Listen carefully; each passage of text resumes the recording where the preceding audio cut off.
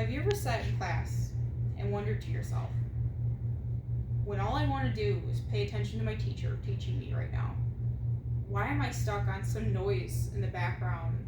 Or why am I making my desk shake because I can't stop moving? Well, if you ask yourself like that, like I ask myself every day, you may have ADHD just like me. ADHD stands for Attention Deficit Hyperactivity Disorder.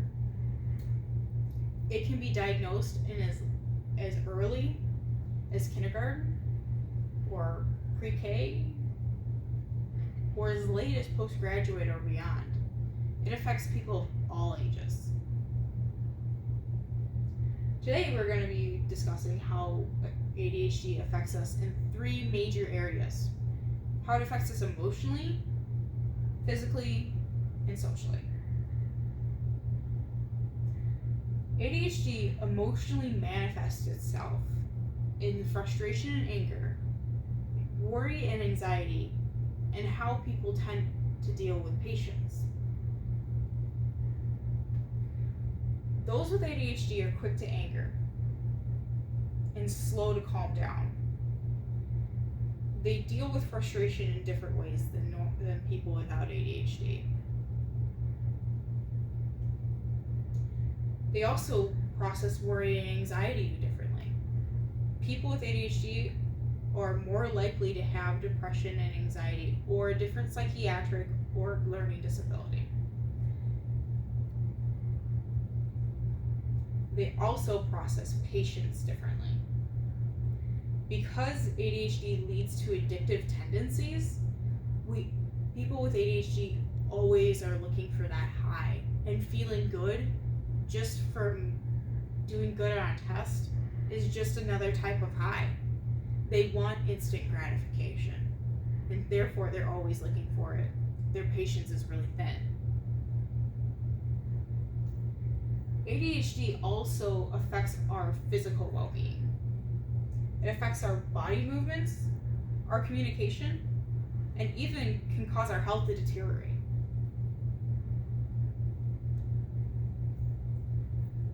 Physically, it affects our body movements.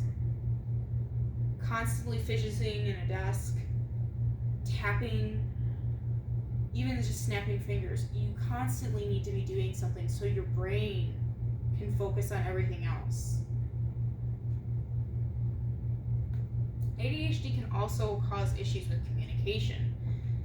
Poor communication can lead to issues with comprehension and memory. Issues with communication can include inability to control vocal volume and an inability to make eye contact. My little brother who has ADHD oftentimes stares off when he has a conversation with somebody. And because of that lack of communication skills and a harder time comprehending and remembering things, it leads us to deteriorating health. People who can't remember to take their medication, their symptoms only get worse. So if they can't remember to take their medication, then they can't remember to make their doctor's appointment. Then they can't remember to get their prescription. It's a vicious cycle. And the last thing it affects is our social well-being. It can manifest itself socially through school, relationships, and employment.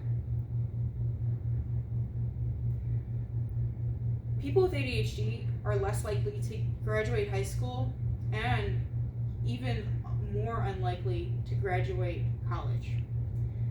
Some of the issues behind getting through school are fighting, difficulty studying, and test performance. ADHD can also affect relationships. Because ADHD sufferers are more likely to think less before they act, they're more apt to get into detrimental relationships that hurt them and their partner. And in the last social sphere, it also affects employment. people with ADHD have a hard time finding employment because they have a hard time getting their job, their resume to the right person. Their search is very sporadic.